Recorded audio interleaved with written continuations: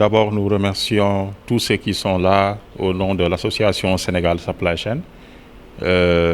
Sénégal Supply Chain, comme l'a très bien dit notre président, a pour vocation déjà de rassembler tous les acteurs de la chaîne logistique, que ce soit les transporteurs, manutentionnaires, consignataires, les armateurs, les compagnies aériennes, personne n'est laissé en rade, pour qu'on puisse unir nos efforts et travailler dans une même logique d'optimisation des coûts logistiques et d'harmonisation de la chaîne de transport d'amont en aval.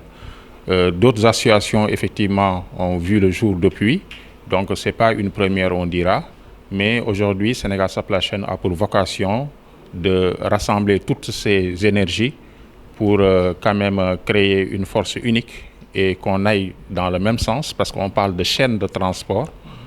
C'est ça aussi le sens de supply chain, c'est la chaîne d'approvisionnement. Et dans cette chaîne, vous avez l'ensemble des maillons en amont, en aval comme en interne. Donc tout ce qui est approvisionnement, vous l'aurez à l'intérieur. La production aussi, elle ne sera pas laissée en rate avec l'industrialisation. La distribution aussi, qui sera le troisième maillon de la chaîne logistique, elle ne sera pas laissée en rade. Et à ce niveau, nous verrons qu'il y a beaucoup d'acteurs de la chaîne de transport qui vont intervenir et même aller vers la logistique inverse, qui va toucher un peu à tout ce qui est environnement et, comme on dit, logistique du retour.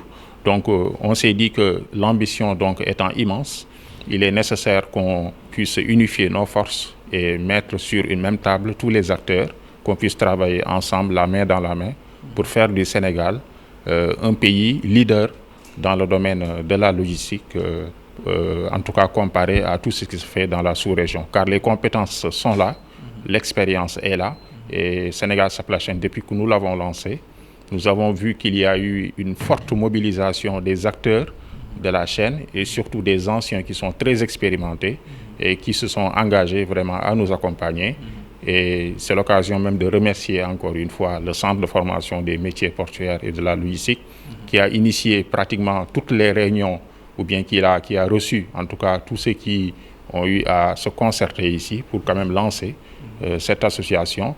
Et d'autres entreprises aussi nous accompagnent et c'est l'occasion vraiment de remercier tout le monde. On sait que pour parvenir à cette position-là, il y a forcément l'accompagnement institutionnel, la caution étatique. Comment comptez-vous faire aujourd'hui pour avoir cet accompagnement étatique dans ce pays? Oui, bon, effectivement, c'est une bonne question parce que ce que nous faisons ne peut pas être fait en marge, en tout cas, de la politique de notre État, du gouvernement du Sénégal. Au contraire, ça va même en droite ligne. Si vous voyez aujourd'hui la vision que M. le directeur général du port autonome de Dakar s'est donné de faire vraiment du port de Dakar un des ports leaders en Afrique de l'Ouest, il faudrait déjà qu'on maîtrise la fluidité déjà des camions en termes d'entrée et de sortie. Il faudrait qu'on augmente la cadence de toutes les opérations de manutention qui se font au port. Il faut qu'on optimise l'occupation des espaces. Mais tous ces acteurs qui travaillent dans ces différentes structures, aujourd'hui, sont derrière l'association. Donc il faudrait que cette vision-là, lancée par le directeur général du port autonome de Dakar, qu'elle soit une vision donc partagée par tous les membres déjà de l'association et chacun, en fonction de la position qu'il occupe dans la chaîne, joue sa partition. Parce qu'on parle de chaîne en fait. Donc s'il y a un seul maillon qui ne joue pas le jeu, effectivement, on ne pourra pas atteindre les objectifs à date en tout cas attendue. Vous avez parlé du directeur général du port. On va y rester.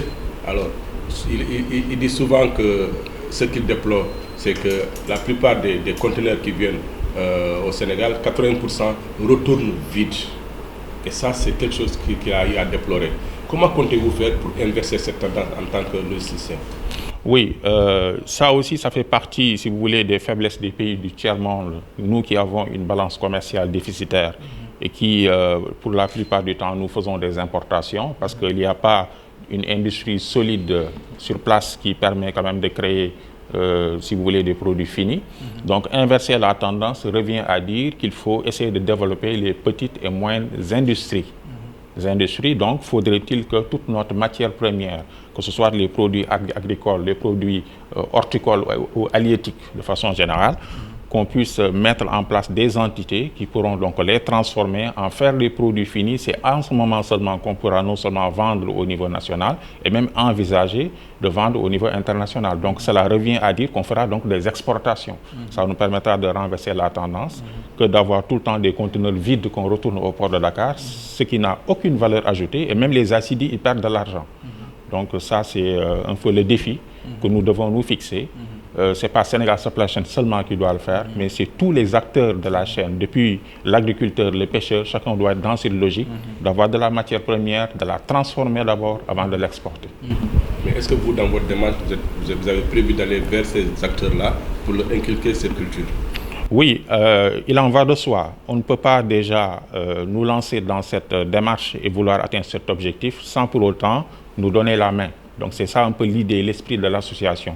C'est de pouvoir regrouper donc toutes ces forces vives qui participent de façon active dans cette chaîne et qu'on puisse, nous tous, en tout cas, nous réunir autour d'une table pour que chacun joue sa partition. Donc ces différents acteurs que nous avons cités, il est notre président, M. Pouy, a déjà envisagé dans son agenda, en compagnie de son équipe, d'aller rendre visite, si vous voulez, ces différentes entreprises, ces associations, ces syndicats qui, en tout cas, s'activent dans le domaine des transports, de la manutention, de la logistique de façon générale, pour qu'on puisse partager cette même vision et qu'on puisse aller vraiment dans ce sens d'accompagnement, de formation, d'encadrement des différents acteurs pour qu'on puisse aller vers des résultats comme tangibles.